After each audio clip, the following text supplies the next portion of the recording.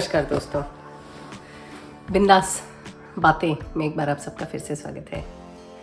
आज की चर्चा, आज हम बात करेंगे एक ऐसे विषय में जो बहुत घरों में बहुत आम है। तो मैं बात कर रही हूँ बॉडी शेमिंग की। अब बताती हूँ कि क्यों इस टॉपिक के बारे में मेरी इच्छा हुई बात करने की। तो सबसे पहला कारण, हम लोग रिसेंटली एक फ्रेंड के साथ किसी रेस्टोरेंट में गए थे। अब इस दोस्त के 2 बच्चियां हैं। 2 बार मैंने ये चीज़ नोटिस करी, 2-3 बार उससे जब भी हम मिले हैं तो वो हमेशा अपनी बड़ी बच्ची को सबके सामने ये बोलती है कि तुम्हारा वेट बहुत ज़्यादा है और तुम बहुत ज़्यादा खाती हो, तुम्हें इतना नहीं खाना चाहिए, या कि अब बस करो, या कि अब इतना ही खाना लो, इतना ज़्यादा क्यों परस लिया है। बच्चे ने एक बार ये भी बोला, ऐसे कुछ बात हुई और इस खाने पे, और वो ऐसे ही उसको बॉडी शेम कर रही थी, फैट शेमिंग। तो बच्चे ने कहा कि मम्मा बहुत डिफ़िकल्ट होता है वेट लूज़ करना, पता नहीं क्यों मुझसे वेट लूज़ होता ही नहीं है। मैं वहीं बैठी थी और भी बहुत सारे लोग थे। मुझे बड़ी तकलीफ़ हुई, बहुत ज़्यादा तकलीफ़ हुई ये सुनकर। मुझे लगा कि हे भगवान, कैसे कोई पेरेंट अपने बच्चे को सबके सामने ऐसा बोल सकता है। देयर इज़ अ डिफरेंस कि जब पेरेंट्स आपका भला चाहते हैं। भला चाहने का मतलब ये है कि वो चाहते हैं कि आप हेल्दी खाएं, आप गलत खाना ना खाएं, आपकी जो हैबिट्स हों वो बेटर हों, आप अपनी वेलबींग के बारे में सोचें। Again, physical health, mental health, सबका हेल्दी होना बहुत ज़रूरी है। पर जो अगर कोई चीज़ ऐसी है जो आपका शरीर का हिस्सा है, तो फिर उसके लिए शेम नहीं करना चाहिए। अब एक टिकटॉक ही देख रही थी, शायद टिकटॉक ही देखती रहती हूँ, टिकटॉक देख रही थी। उसमें एक बंदा जापान का किस्सा बता रहा था। वो कह रहा था कि जापान कितना अलग है बाकी दुनिया से, इसके बारे में बता रहा था। तो उसने कहा कि वहाँ स्कूलों में 5 साल से ऊपर जितने भी बच्चे हैं घरों में अपने आप स्कूल जाते हैं और चल के जाते हैं। तो भाई कई बार ये सोचा जा सकता है कि भाई इतने छोटे बच्चे को आपने अकेले भेज दिया स्कूल चल के, तो कितना गलत है। लेकिन अगर आप वैसे सोचें तो 2-3 चीज़ें पॉजिटिव इसमें समझ में आती हैं। एक तो ये कि बच्चे की एक्सरसाइज हो रही है, बहुत ही ज़्यादा बड़ी बात है। दूसरा ये कि जगह कितनी सेफ होगी कि आपका बच्चा आराम से जा सकता है बिना कुछ सोचे। फिर कहते हैं स्कूलों में ऐसा है कि वहाँ पे टीचर्स के अलावा एक न्यूट्रिशनिस्ट ज़रूर होती है, जिसको और ज़्यादा पढ़ाई करनी होती है, लेकिन उसका होना वहाँ ज़रूरी है। अच्छा, बच्चे घर से खाना कभी नहीं लाते जापान में। खाना उनको वहीं मिलता है स्कूल में, और हर चीज़ फ्रेश और प्रॉपर तरीके से सवेरे से कुक होती है हर मील के लिए। उससे ज़्यादा बढ़िया बात ये उसने बताई कि वहाँ क्या होता है कि जब खाना परोसा जाता है बच्चों को, तो बच्चों को ये बताया जाता है कि हर खाने से उनको क्या मिल रहा है, क्योंकि उनकी थाली जो होती है वो कंप्लीट फूड होती है। तो अगर वो फ़िश खा रहे हैं या अगर वो कार्ब्स खा रहे हैं, तो उनको ये बताया जाता है कि ये खाने से क्या फ़ायदा होता है। तो वो फिर जब वो उस चीज़ को खा रहे होते हैं तो उनको पता होता है कि इससे उनको ये मिलने वाला है, इससे उनको एनर्जी मिलने वाली है, इससे उनकी बोन्स स्ट्रांग होने वाली है, या XYZ।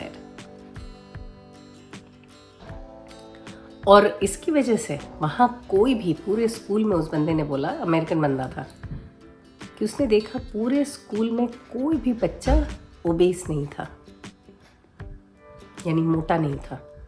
और फिर बच्चों से पूछा गया कि भाई आपकी फेवरेट फूड क्या है। तो अगर आप कहीं और कंट्री में बात कर रहे हैं और बच्चों से पूछें अगर आपकी भाई बच्चों का फेवरेट फूड क्या है, तो कोई आइसक्रीम बोलेगा, कोई बर्गर बोलेगा, कोई चीज़ बोलेगा, कोई सब ऐसे ही खाना बोलेंगे। लेकिन वहाँ बच्चे, क्योंकि उनको शुरू से ही हेल्दी खाने की आदत है, तो उनकी फेवरेट फूड उन्हीं में से है, क्योंकि जंक तो उनकी प्लेट में डाला ही नहीं गया।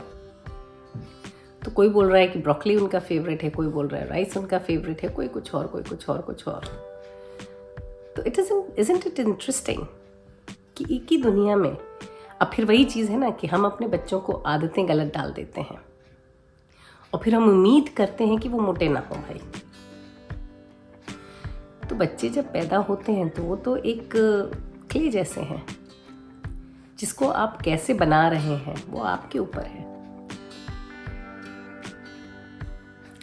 और ये जानना ज़रूरी है कि हम उसमें कैसे कितनी चीज़ किस तरह से, अब जैसे मैं अपने घर की भी बात करूँगी, मेरे घर में ये डिस्कशन होता है। अच्छा, मेरे दोनों बच्चे टचवुड हेल्दी हैं, सब कुछ ठीक है। मैं खुद अपनी बात करती हूँ कि जब शरीर को ऐसा महसूस होने लगे, मुझे ऐसा लगता है कि जो चीज़ आपके लिए बहुत इम्पोर्टेंट है उसके लिए आपको थोड़ी मेहनत करनी चाहिए। जैसे कुछ टाइम पहले मेरा ऐसा था कि मुझे महसूस नहीं हो रहा था कि मैंने कितना वेट गेन कर लिया है। वेट गेन करना एक बात है, अगर आप हेल्दी फील कर रहे हो और एवरीथिंग इज गोइंग फाइन, आप कंफर्टेबल फील कर रहे हो तो ऑल गुड, नो प्रॉब्लम।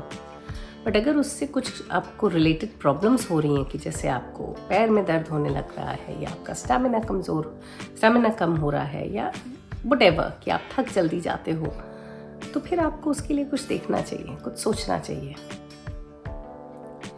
सिर्फ बॉडी या फैट शेमिंग की बात नहीं है। हिंदुस्तान में 1000 और तरीके हैं जिससे हम बच्चों को डाउन करते हैं। रंग बहुत बड़ा है। हम पता नहीं, हिंदुस्तान में गोरे रंग की बड़ी मान्यता है।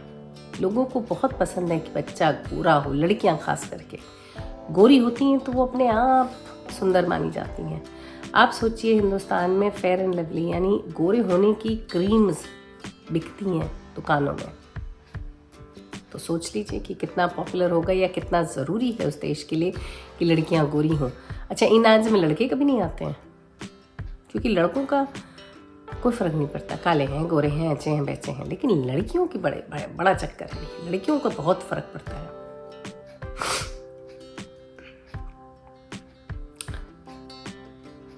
शादी से पहले हर चीज़ में ये बात ज़रूर आती है। आजकल एक ट्रेंड चला है कि हम लोग सब लोगों की आदत है कि देखना कि उनके कलर पैलेट्स क्या हैं, कौन से कलर्स उनको सूट करते हैं। तो एक चीज़ है कि कलर्स सूट करना, कि भाई मेरे ऊपर पिंक ज़्यादा खिलता है। जैसे मैंने अपने ऊपर खुद के ऊपर देखा है कि जब मैं पीच पहनती हूँ तो मेरा रंग थोड़ा ग्लो करता है, जबकि peach is not my favourite colour, या इज़ नॉट ऑन मेरे पसंद के कलर्स में बिल्कुल नहीं है वो। लेकिन फिर भी जब भी मैंने पीच पहना है, मुझे खुद शीशे में लगता है कि अरे यार, ये कुछ चमकता ज़्यादा है। तो डेफिनेटली हर स्किन टोन में अलग अलग कलर सूट करते हैं। तो अगर आप अपने बच्चे को बोलते हैं कि बेटा this colour suits you really well, जैसे मेरी लड़की के साथ हुआ था, कुछ कहीं हम लोग गए थे तो ब्लैक ड्रेस उन्होंने पहनी थी उनका किसी फंक्शन में, तो कुछ बात हुई तो कहने लगी कि ब्लैक मेरे ऊपर मम्मा अच्छा लगता है। मैंने कहा हाँ, बहुत, हर कलर अच्छा लगता है, लेकिन जिस कलर में आदमी चमकता है ज़रूरी नहीं है कि वो ब्लैक हो या वाइट हो, या ज़रूरी नहीं है कि वो कलर हो जो आपको पसंद है या जो आप पहनते हो। तो उस चक्कर में मैंने बोला था कि नहीं, ब्लैक की जगह ये कलर अगर तुम पहनोगे तो तुमको ज़्यादा सूट करेगा। अब इसमें ये नहीं है कहना कि आप काले हो कि गोरे हो कि मोटे हो कि अच्छे हो कि बैचे हो, सिंपली कि आपकी स्किन के साथ ग्लो क्या करता है। तो that is not criticism, that is something that you are working with your skin to look even better. और वहीं अगर हम ये कहें कि भाई इसमें तुम काली लगती हो, या ये जो कलर है ना इसमें तुम्हारा रंग दब जाता है, और फिर रंग दबा जो है वो अच्छी बात नहीं है, तो that is shaming, that is criticising. क्योंकि जब हम बच्चों को ऐसी बातें करते हैं ना कि तुम मोटे हो या काले हो या ज़्यादा खाते हो, या स्किन तुम्हारी ठीक नहीं है, या ये तुम्हारा ठीक नहीं, वो तुम्हारा ठीक नहीं, तो वो चीज़ क्या हम उनके अंदर ना बीज डाल देते हैं कि भाई ये चीज़ें उनकी गड़बड़ हैं। तो उसके चक्कर में उनका कॉन्फिडेंस जो है ना नेगेटिव में चला जाता है, और उस चीज़ से रिकवर करने के लिए शायद उनको उम्र लग जाती है। और फिर वो जो ट्रॉमास होते हैं ना, ये जो इनसिक्योरिटीज़ हैं, वो पास ऑन करते हैं अपने बच्चों पे भी। कई बार डायरेक्टली नहीं करते हैं। जैसे मैं अपनी बात बताती हूँ, मुझे हमेशा से ऐसा था कि मेरे आर्म्स हैवी हैं, और मैंने कभी भी स्लीवलेस पहनना ये सब पसंद नहीं किया, और मैंने इस चीज़ को बहुत ओपनली बोला कि मुझे ये ऐसे पसंद नहीं है। सो समवेयर अननोइंगली मैंने ये चीज़ अपने डॉटर को पास ऑन करी है कि उसका मन होता है पहनने का, लेकिन वो पहन नहीं पाती है क्योंकि उसमें वो कहीं वो लैक करती है उस कॉन्फिडेंस को, या जो भी उसको जो भी लगता है कि she is not there yet, या I don't know, but she still full पहनती मेरी तरह। तो मुझे लगता है कि ये चीज़ जब बच्चों के सामने आप हो तो अपनी इनसिक्योरिटीज़ को बहुत ज़्यादा प्रोमिनेंट ना करें। ये कभी ना बोलें कि मैं काली हूँ या मैं मोटी बहुत हूँ या मुझ पे ये नहीं अच्छा लगता, मैं बड़ी ख़राब लगती हूँ, क्योंकि ऐसा होगा ना तो उनमें आप ये चीज़ पास ऑन करते हैं तो वो सिमिलर इनसिक्योरिटीज़ से बढ़ने लगेंगे और फिर बड़ी परेशानी होगी आगे चल के। तो ये सब चीज़ें थोड़ी थोड़ी ध्यान रखनी पड़ती हैं जब बच्चे आसपास हों।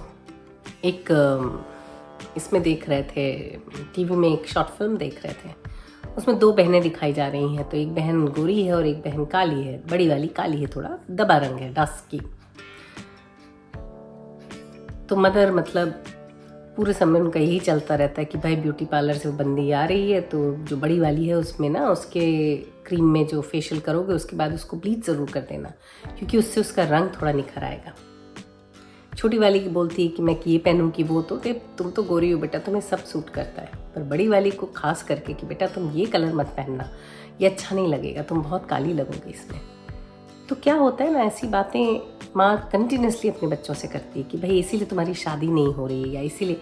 तो जो दूसरी क्वालिटीज़ हैं वो सब दबी की दबी रह जाती हैं। सिर्फ यही चीज़ें प्रोमिनेंट रहती हैं जो फिज़िकल अपीयरेंस है। तो हमें अपने बच्चों को ऐसा बनाना है कि वो अंदर से खूबसूरती आए, कॉन्फिडेंस इतना कि उनको अपने आप से लगाव हो, अपने आप को वो पसंद करें, क्योंकि वो अपने आप को पसंद करेंगे तो दुनिया अच्छी लगेगी ना।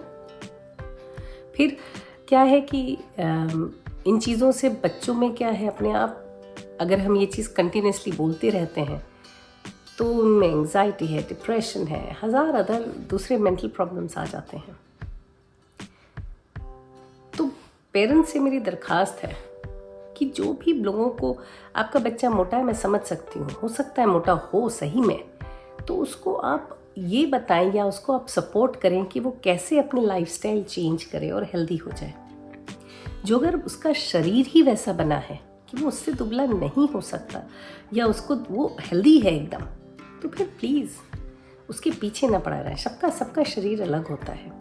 अब जैसे आप देखिए तो एशियंस जो होते हैं उनका शरीर एकदम पटीट होता है, बहुत ही पतला दुबला एकदम, वो इतना भी खा लेते हैं तो भी वो वैसे ही रहते हैं। अगर हम अपने आप को उनसे कंपेयर करने लगेंगे तो हम जिंदा ही रहना हमारा मुश्किल हो जाएगा, क्योंकि हमें वो शरीर मिलेगा ही नहीं कभी भी। तो we are made differently, every person is different. कई बार नहीं होता कि पैसिफिक आइलैंडर्स जो हैं उनकी लड़कियां एकदम लंबी चौड़ी होती हैं लेकिन एकदम फिट। जो अगर वो एकदम फिट है तो जो लंबे चौड़े वो उनका स्ट्रक्चर है उसको आप रिड्यूस नहीं कर सकते हो। तो घरों में जो है ना, आप अपने आप में भी और बच्चों में भी हेल्दी और कॉन्फिडेंस और अपने आप से प्यार करना सिखाएं। बच्चों में जाने अनजाने में इनसिक्योरिटीज ना पैदा करें और कंपेयर तो बिल्कुल ना करें, और किसी प्रकार से किसी भी प्रकार की शेमिंग ना करें, चाहे वो फैट हो, लुक्स हो, कलर हो, व्हाटएवर शेमिंग ना करें, बिल्कुल ना करें, क्योंकि वो बहुत परेशान करता है बच्चों को in the long run. Hopefully कुछ सेंस बनाया होगा, होपफुली किसी को कुछ समझ आया होगा। चलिए आज के लिए सिर्फ इतना ही, अगले हफ्ते फिर मिलेंगे किसी और बात, किसी और चर्चा के साथ। तब तक के लिए आप देखते रहिए बिंदास बातें। See ya, bye bye।